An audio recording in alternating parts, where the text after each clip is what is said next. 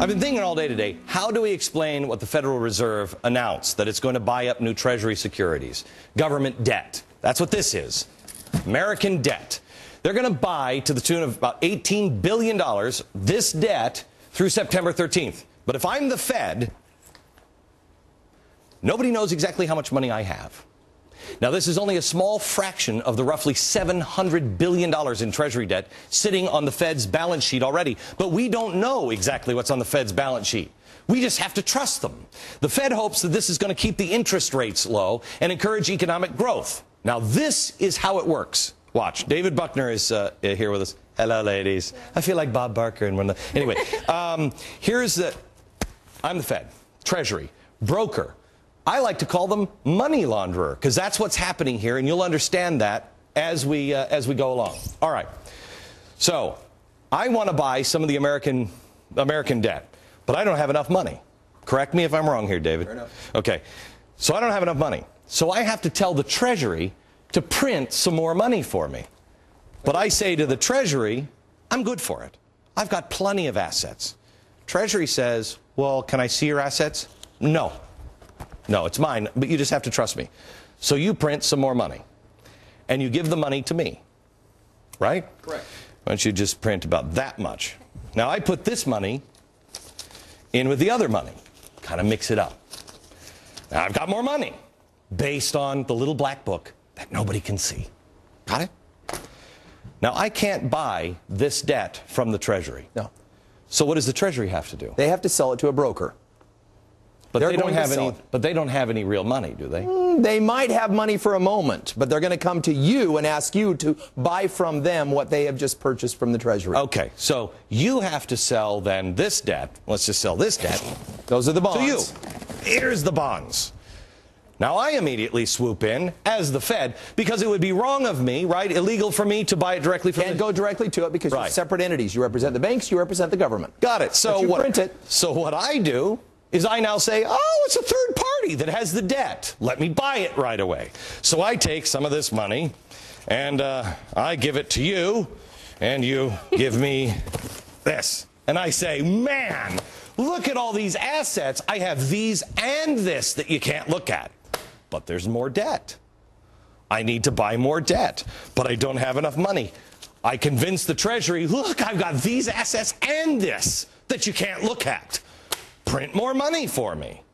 Because remember, your dollar says at the top, take it out, look, it says this note is a Federal Reserve note, the Fed.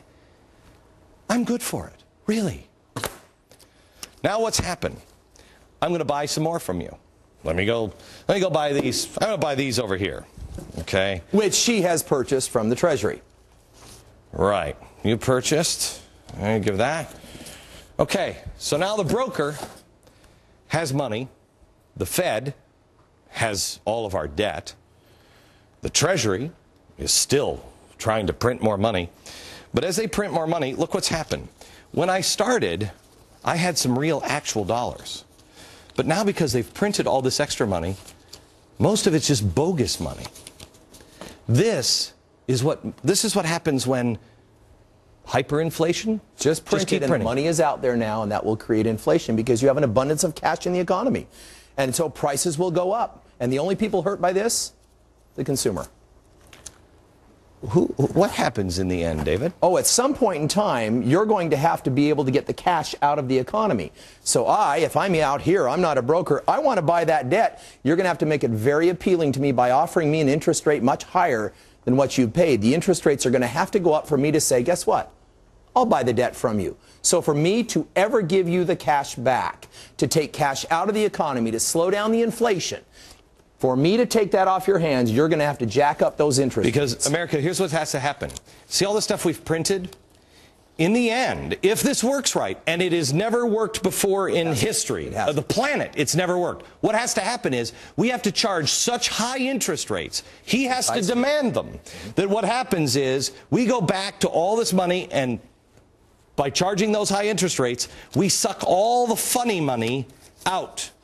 And so we're only left with the money that we had originally in the system.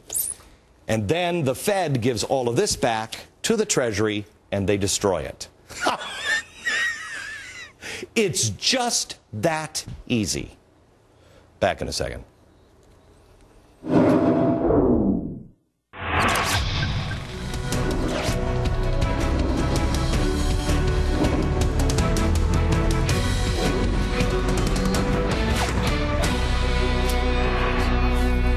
By now, you probably know that a controversial imam, this guy, is trying to build a 13-story mosque and Muslim cultural center just 2 blocks from Ground Zero. By a margin of 61 to 26%, many New Yorkers oppose the idea. Is it that 61% of mostly liberal New Yorker city dwellers are bigots? I don't think so. Those who are most affected by the attack on 9/11 find it a little insensitive and incomprehensible to even consider when there are so many questions. How many Muslims have spoken out now? Most of them, I'll point out, are from Canada. You heard from one of them last night, Rail Raza. Now New York City Mayor Michael Bloomberg has spit in the face of those who find it offensive to build this mosque so close to where so many lost loved ones by referring to them as bigots. He's made this about religious freedom. It has nothing to do with religious freedom. Stop. Muslims can do anything they want, just like every other American, except blow people up. If they want to build a mosque, they can build it. But there are many, many issues. One is the location. The others kind of surround around this guy. Where does the funding come from? Who is this guy involved with? Governor Patterson now said on Tuesday the developers of the mosque near Ground Zero might consider moving the project and even floated the idea of offering them state land farther from Ground Zero. Why, they just did that for my church the other day. Oh, no, wait. No, they didn't.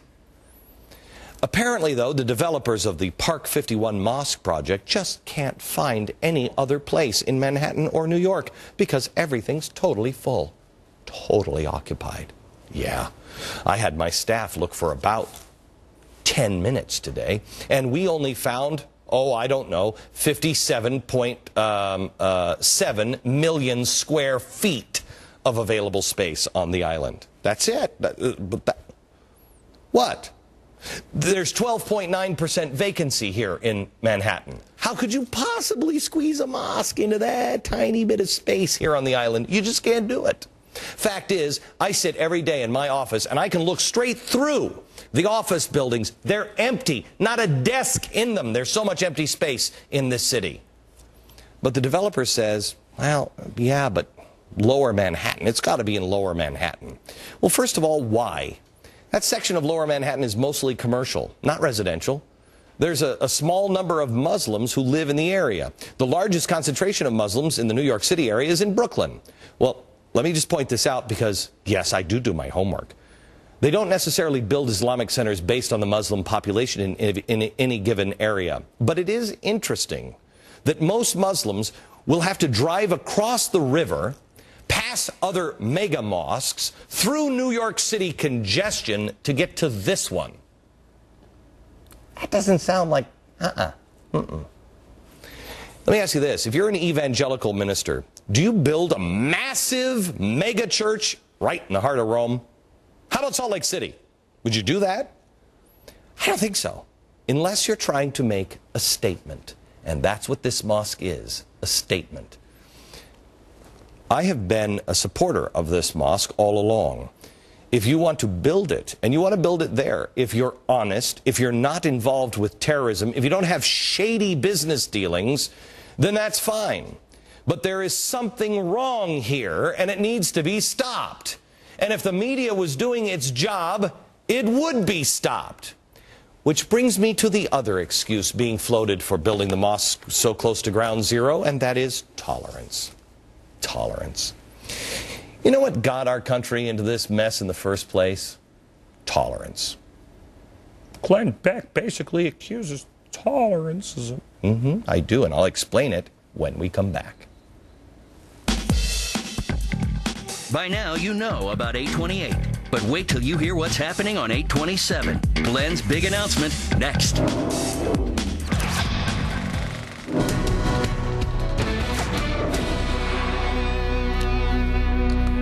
Sometimes I'm flippant, and I don't want to be here. I was just telling you how tolerance is the thing that got us into this mess.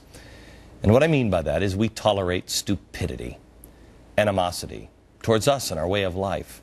Sometimes even total destructive hatred. We tolerate it. We knowingly tolerated a radicalized Muslim terrorist in the U.S. military at Fort Hood because people supposedly said mean things to him. He took the lives of 13 soldiers. We tolerated the attempted Times Square bomber, a Muslim who clearly, obviously, has been radicalized overseas because we didn't want to seem insensitive. We were told by CNN and others that he had fallen on hard times and even had lost his home. A father reported that his Islamic son had been radicalized in Africa and wanted to do harm in America, but we did nothing but tolerate it. He tried to blow up his flight to Detroit.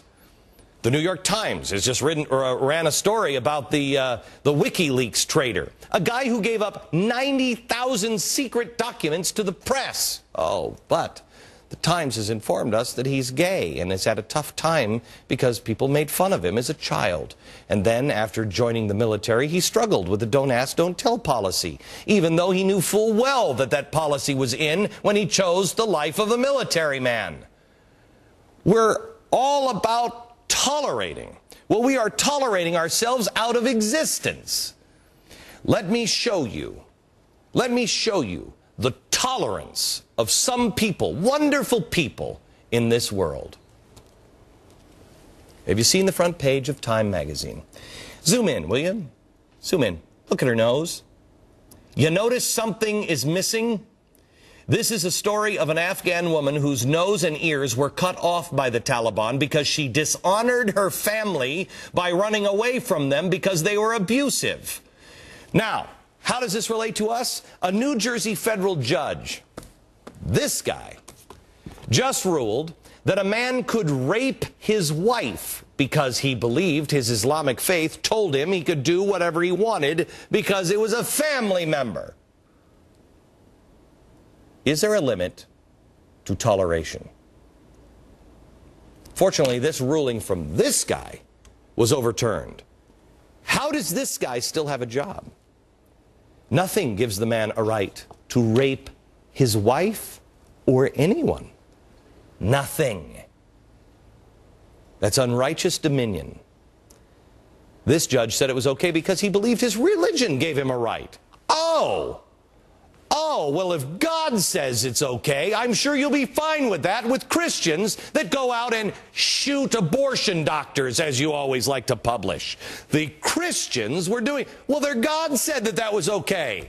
Would it be okay, Judge, would it be okay if they just raped the married and then raped the abortion doctors? Would that be okay if their religion, by the way, his name is Joseph Charles, Judge Joseph Charles.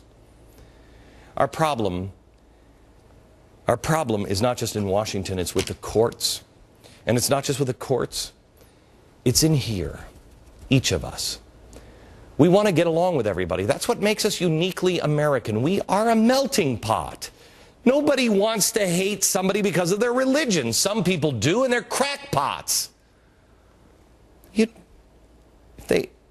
they want to build a mosque, I will stand shoulder to shoulder to do them. Shoulder to shoulder, I will help you. If you're not trying to erase us. See, toleration is a good thing. But there's also a time to call out monsters. Look, I don't agree with Mohammed's teachings, but I can live side by side with a Muslim. I can work with a Muslim. I can be friends with a Muslim. That's tolerance. What I can't do is live side by side with monsters of any faith, any nationality, or any color.